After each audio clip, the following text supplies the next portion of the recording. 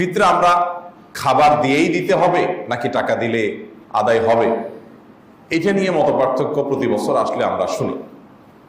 নবী করিম সাল্লাল্লাহু আলাইহি ওয়াসাল্লাম এটাকে খাদ্য দান কর্মসূচি বলেছেন, এটাকে খাদ্য বিতরণ কর্মসূচি বলেছেন, তু'মাতাল লিল মাসাকিন বলেছেন।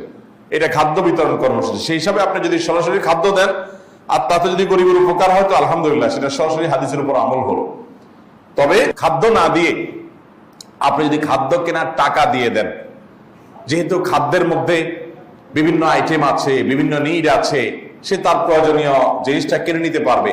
আপনি হয়তো চাল দিবেন, চাল হয়তো তার বাসায় আছে, তার দরকার একটা মুরগি।